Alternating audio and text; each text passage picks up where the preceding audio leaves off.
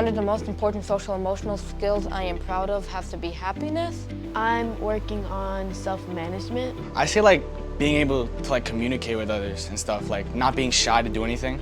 Sharing with other people. Making responsible choices.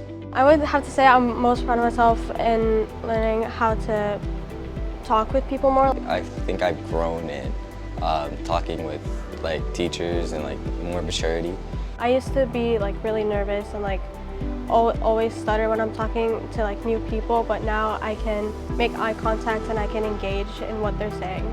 And I feel like here I'm able to speak more openly and speak to other people about how I feel. Trabajar más sería en la responsabilidad y en la tolerancia. My self-management, I have anger issues, so it's kind of hard to control it, but most of the times I'm good at it. My strongest SEL skill is I have two. My self-awareness and my social awareness.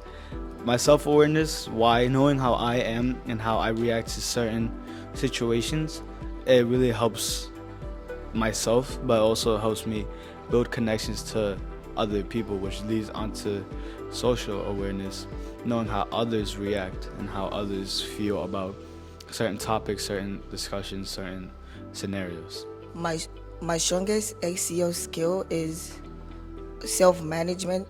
I set a goal for myself and make sure I achieve all my goals, like getting good grades and make sure I become like one of the best students in my school. My strongest SEL skill is social awareness because I'm a very good observer and I use it in many different situations. For example, as a PGC leader, when I go into the room, I try to read the room and see if my kids are comfortable with what we're doing. If they're not, if we can change the mood. So it's something that, you really got to learn how to manage it because sometimes you won't always know how to read the room. You won't always have that skill. So you learn from how you're learning it. Yeah, I'd say social awareness as well because during my freshman year, I lacked this skill so much, and it actually affected me negatively. But over time, I started to overcome that. I began doing internships, being more involved in school, and that kind of gave me more confidence in myself and in my social competency skills. So I'd say that this is now my best skill because it has brought me so many opportunities. Just like even being here, sitting down. If they develop it, they can see a better version of themselves and can be able to express themselves even better than they already do. Like coming out of like 2 years of just self-isolation, coming out of 2 years of just alone, they need to like be able to relearn and rebuild those connections. In science, before we even start doing any work, our teacher, she gives us a paper and she asks us like to write our feelings on like how do you feel today, like a smiley face and stuff.